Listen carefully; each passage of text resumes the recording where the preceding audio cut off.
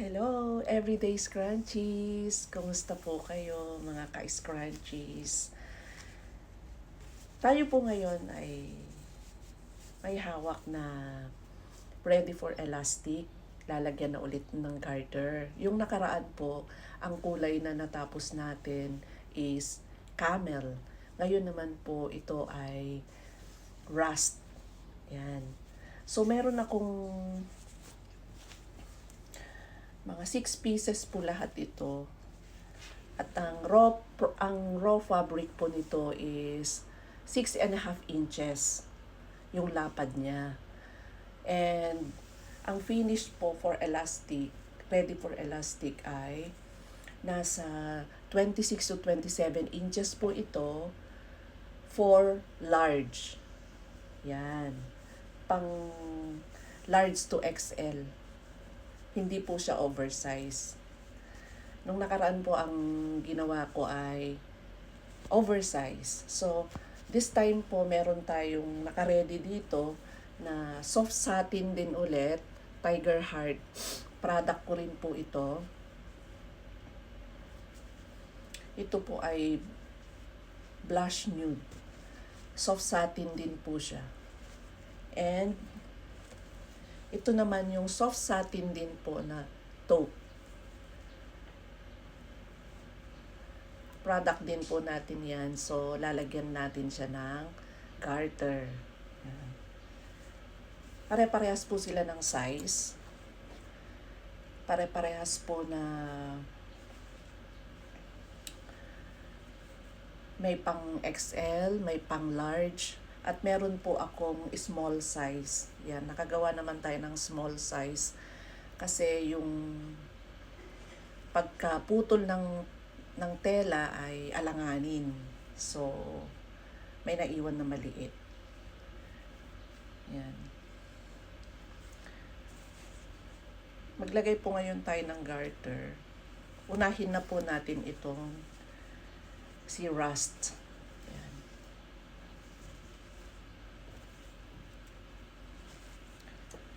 Nandito po ulit yung clipper natin.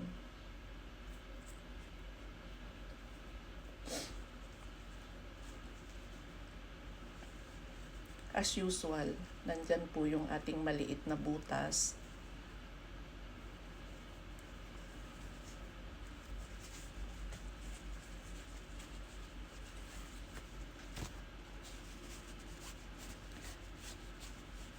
Kapag baguhan po tayo sa paggawa ng scrunchies, huwag po tayong mawalan ng pag-asa.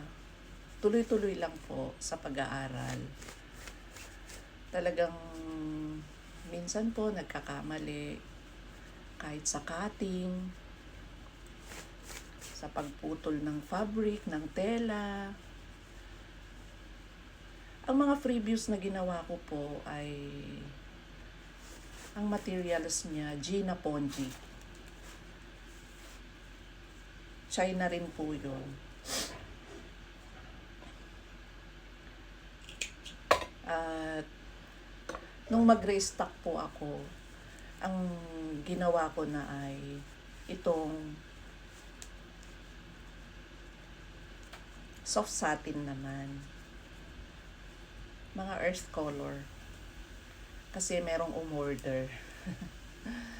May umorder po ng earth colors. So, sinamahan ko lang ng rust.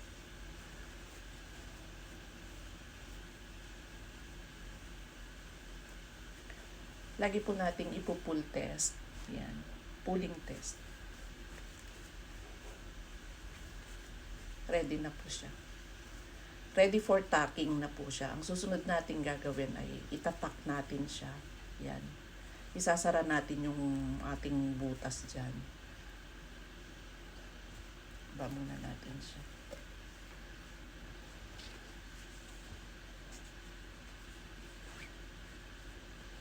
Sunod naman tong nude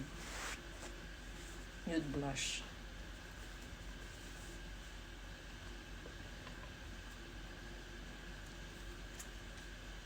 Alam niyo po tong clipper na ito, mas maganda po kesa sa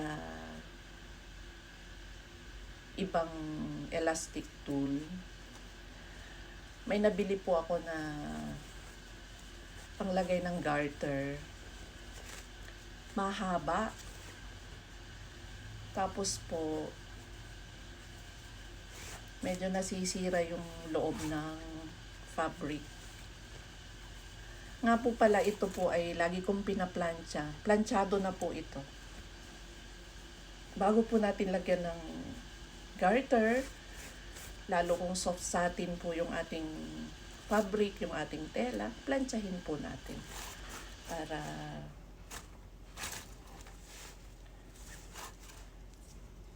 maganda po siyang tignan. Naalis yung kanyang mga kusot-kusot, yung kusot-kusot niya.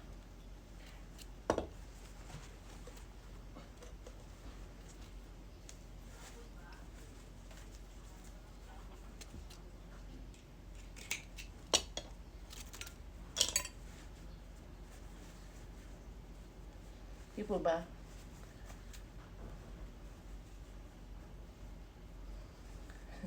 Minsan hindi ko na sinusukat. Dati may sukatan ako, di ba? Nakaraan. Ngayon hindi ko na siya sinusukat. Kasi pag sanay na po tayo, kahit hindi na natin putulin agad yung garter, pag sanay na tayo, memorize na natin yung size.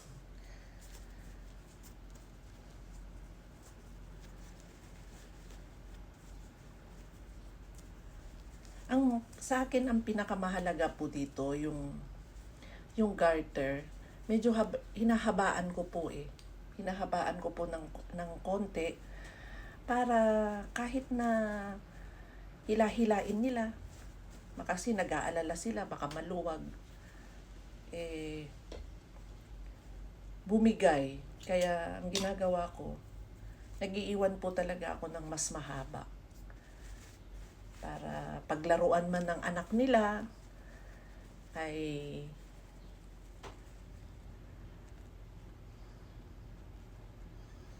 blush nude po ito. Paglaruan man ng anak nila, hindi masisira. Ito naman po tayo sa taupe. Actually, 4 colors po ito eh. Yung nakaraan, yung camel na ipinakita ko po sa inyo. Same size, pang XL po ito. Minsan, sa isang po ng fabric, yung sukat ng fabric, hindi parehas yung pagkaputol. Kaya po minsan, may naiiwan na maliit sa dulo pagka natapos po kayong magputol ng tela.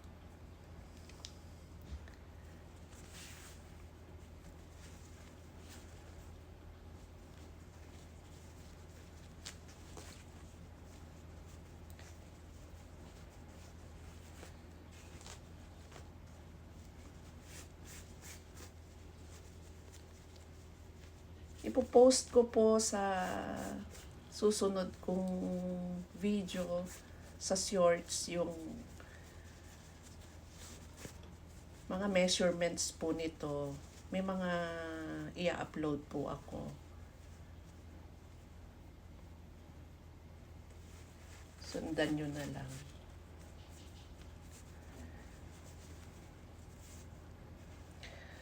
Sa akin po ay marami pong gumagawa ng napakagaganda na scrunchies. Kaya lang po sa akin basic lang.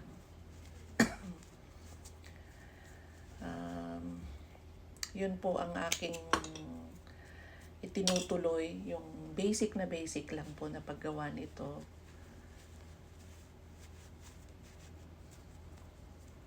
Scrunchies. Kasi yung mga sizes, from oversize to extra small, yun po yung aking ginagawa. Kaya, hindi ko pa po natatry yung ibang mga